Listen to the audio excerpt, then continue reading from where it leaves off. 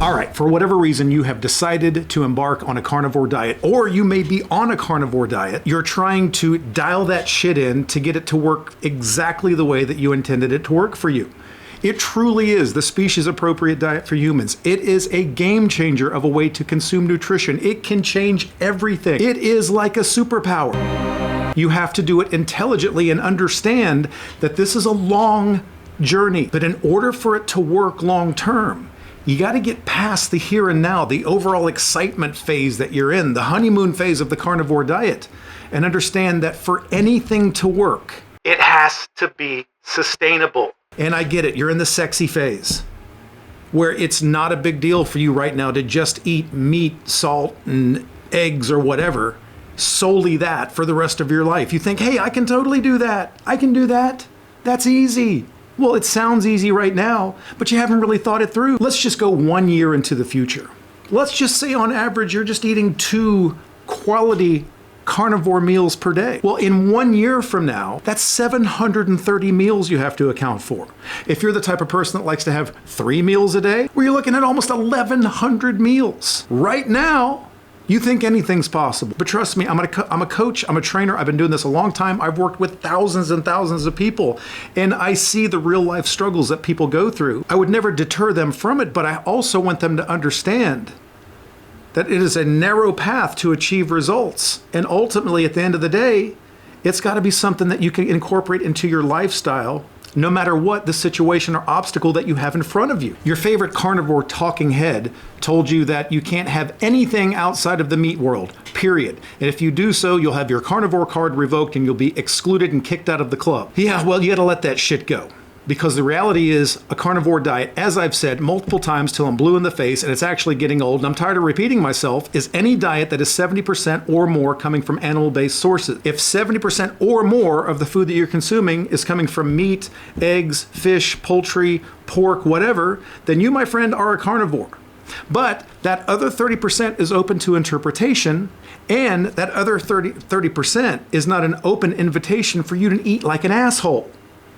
So you have to understand that just because there's 30% left over doesn't mean that that 30% needs to be fully and wholly accounted for as a literal 30%. I get attacked constantly. I'm probably the most polarizing carnivore fitness influencer out there because I don't give a shit. I'm going to tell you what I think is the truth and what I think is going to work best for you, and what's going to be the most sustainable, because at the end of the day, that's all that really matters. Can you do this as a lifestyle forever? Sustainability of any training and nutrition plan is absolute key. So before you let your carnivore diet shit the bed and go completely out beyond the breakers, I promise in this short video, I'm going to walk you through some logical, simple steps and show you ways that you can make this way of living, which will optimize your health, optimize your body composition, and make you the absolute best version of yourself that you can possibly be. And you can make this work, and you can make it very sustainable and actually enjoy your life. Now, I know there's somebody out there that's getting their panties all up in a bunch right now. You need to pull those sons of bitches out and listen to me just for a second. If you are currently consuming a 100% all meat-based diet, that is fine.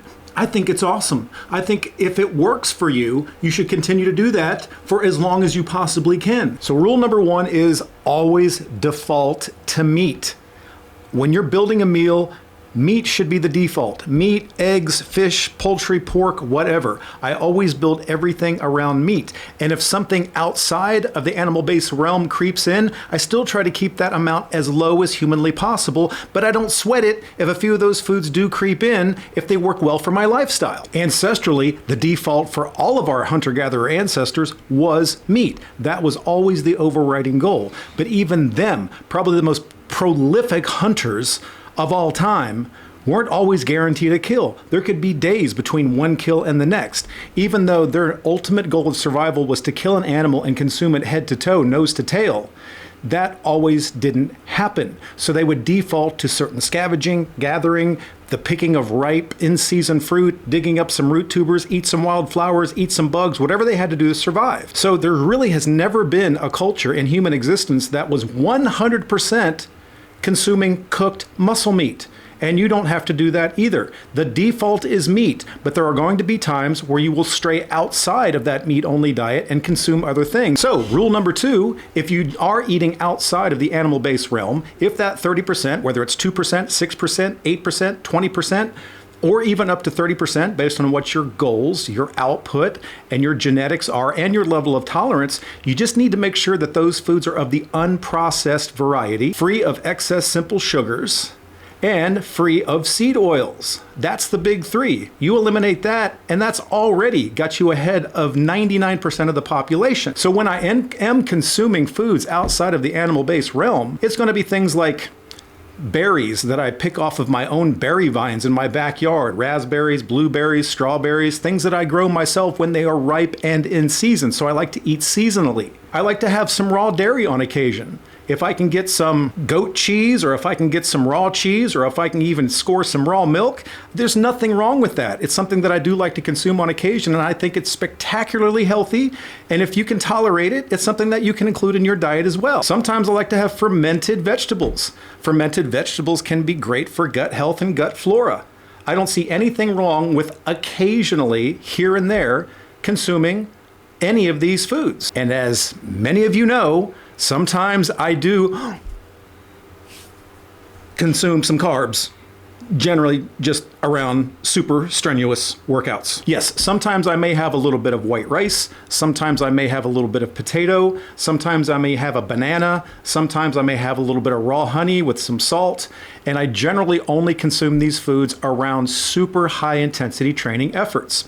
Some people will say, and I know you're probably about to do that, oh, I tried doing carbs around training, I felt like shit, it didn't work for me. Well, then don't do that. I'm not you, you are not me. I have scores of clients that do well with a tiny amount of carbs around training, and I have clients that do not do well with carbs around training. So guess what you do here, kids? You make a choice based on what your personal needs are and how you feel and what your personal tolerances are, and you act accordingly. And even when I am consuming some carbohydrates around training, remember, it's not about how much or how little, it's finding the precise amount required. And generally that amount is less than you think. Maybe if I'm doing a brutal leg workout and then I'm going to follow that with a very strenuous ruck out in the heat on hilly terrain, I might consume 20, 30 grams of carbohydrate 30 to 40 minutes prior to training, and I do very well on that, and it does fuel me nicely. I get that little insulin bump for the anabolic effect, and I feel amazing. And I know at the conclusion of that high intensity training session, those carbs are gone and they're not giving me any ill effects beyond that training session.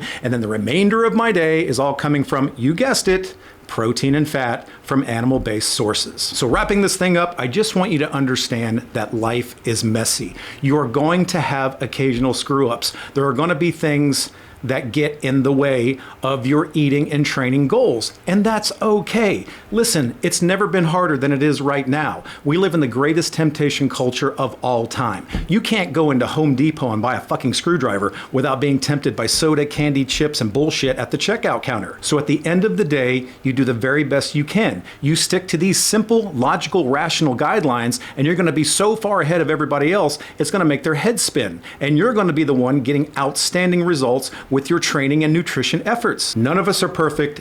It's a hard-ass world. Life's tough. Wear a cup and understand that every once in a while, if something bad happens, you dust yourself off and correct it. So there. That wasn't so bad, was it? We got that in pretty fast. Now go enjoy your day. I'm out.